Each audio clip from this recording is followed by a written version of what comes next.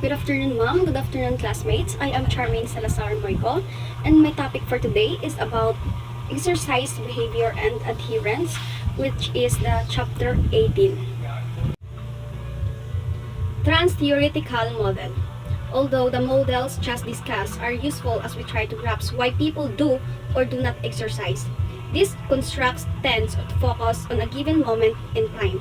However, the trans-theoretical model argues that individual progress through stage of change and that movement across the stage is cyclic rather than linear because many people do not succeed in their efforts at establishing and maintaining lifestyle changes.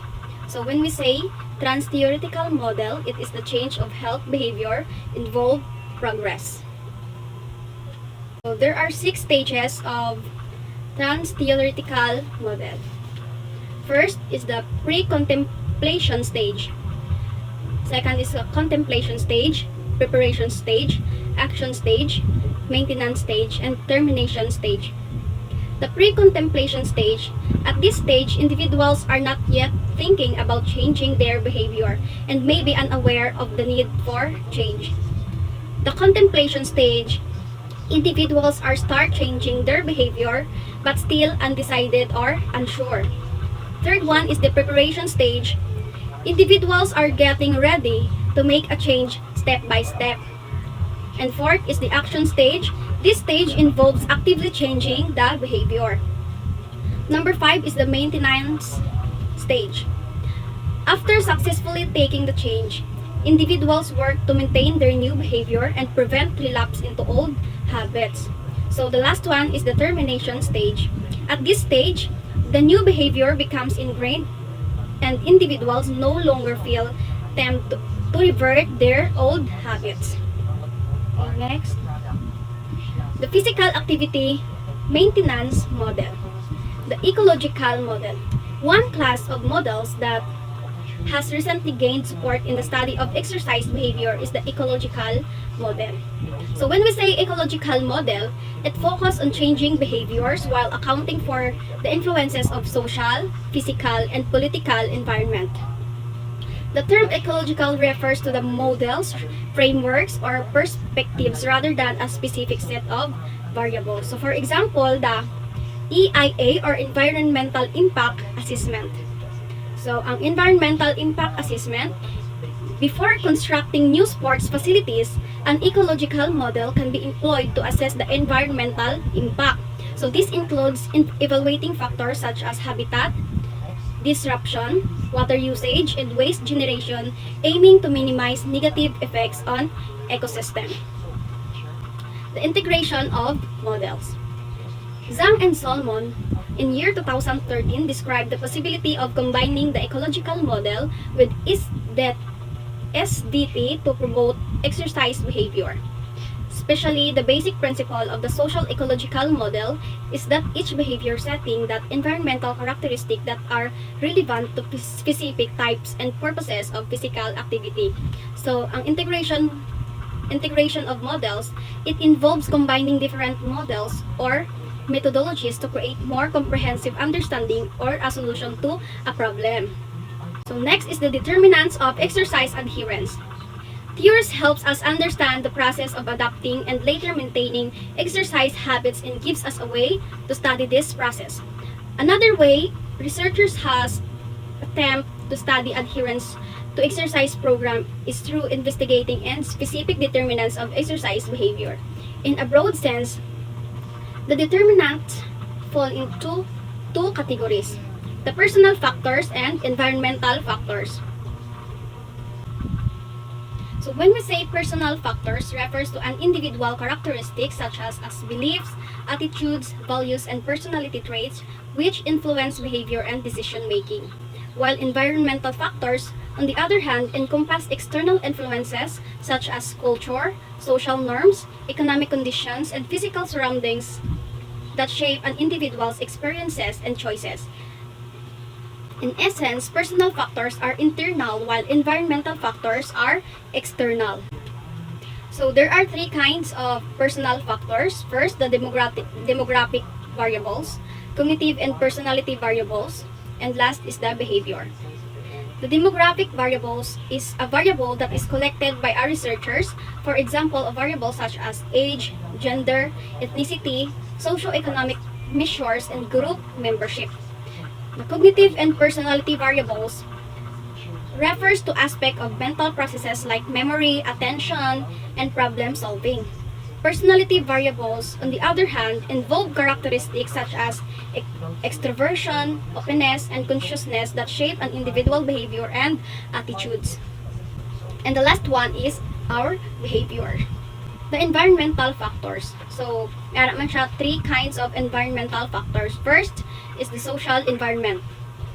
Social environment encompasses interactions, relationships, and cultural influences among people. Second one is the physical environment. Physical environment refers to the natural and built surroundings where life occurs. So, last is the physical activity characteristics. Physical activity characteristics encompass aspects such as intensity, duration, frequency, and type of the activity. These factors determine the effectiveness of exercise, influencing factors like cardiovascular health, muscle strength, and weight management. So, leader qualities. A good leader can compensate to some extent for other program deficiencies, such as a lack of space or equipment. This underscores the importance of evaluating not only a program's activities and facilities, but also the expertise and personality of a program leaders. Good leaders are knowledgeable and likable and show concern for safety and physiological comfort. So to become a good leader, you must focus on communication, empathy, and continuous learning. Listen to your team, understand their needs, make informed decisions, and always strive to improve yourself and leadership skills. So, adherence to mental training programs. Integrate physiological skills into existing routines and practice. Reinforce athletes' feelings of enjoyment gained from using mental training strategies. Third, show the relationship between mental training and achievement of personal goals. Individualize mental training programs as much as possible. And then last is promote mental training as much as possible because before the individual starts to work on specific mental training exercises. So, amo to siya ang mga adherence of mental training programs. So, there are 10 physical activity in school and community programs. First is policy. Second, community programs, environment, physical education, health education, extracurricular activities, parental involvement, personnel training, health services, and last is evaluation. Strategies for enhancing adherence to exercise. Behavior modification approaches. Behavior modification approaches is the planned systematic application of learning principles to the modification of behavior. Behavior modification approaches may have an effect on something in the physical environment that acts as a cue for habits of behavior. So one example of behavior modification approaches related to physical activity or sports is the use of positive reinforcement.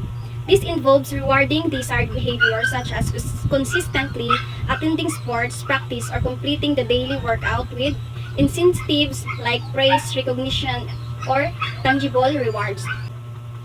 Reinforcement approaches. Reinforcement, either positive or negative, is a powerful determinant of future action. To increase exercise adherence, incentives or rewards can be given for staying with the programs. So, the difference between positive and negative approach is a positive reinforcement, praising for rewarding desired behaviors like praising a player for executing a skill correctly or rewarding a team for a good performance with extra practice time. So, negative reinforcement, removing a negative consequences to increase the likelihood of a behavior, such as reducing conditioning drills for athletes who consistently attend practice. So, cognitive behavioral approaches. Cognitive behavioral approaches assume that internal events have an important role in behavior change. Two techniques that we consider here as a goal setting and a technique that involves association versus dissociation. So, association This involves focusing attention inwardly on bodily sensations, movement, and performance-related cues. Athletes participating association might concentrate on their breathing, form, or technique during workout or competition. This internal focus can enhance skill, execution, and awareness, leading to improved performance. So, while dissociation is contrast, dissociation involves directing attention away from the performance-related cues and towards external factors unrelated to the activity. This can include focusing on distractions like music, scenery, or counting repetitions. Dissociation can help athletes manage fatigue, reduce anxiety, and maintain motivation during long or challenging workouts. Okay. Goal setting. Goal setting can be a useful motivational technique for improving exercise behavior and adherence. Association and dissociation, people focus on their attention during exercising, are also important to adherence to the exercise program. When the focus is on internal body feedback, it is called association. When the focus is on the external environment, it is called dissociation. So both association and dissociation have their place in sports and physical activity, and the effectiveness of each technique can vary depending on individual preferences, goals, and the specific demands of the activity. So decision making. Decision making, whether to start an exercise program, can often be a difficult decision. To help people in this decision making process, physiologists develop a technique known as a decision balance sheet. So a decision balance sheet is a tool used in decision-making processes visually to the pros and cons of a choice, or the advantage or the disadvantage. So by systematically evaluating the potential benefits and drawbacks of different options, individuals or teams can make more informed and balanced decisions. This approach helps to clarify priorities, identify potential risks, and ultimately choose the option that aligns best with their goals and values.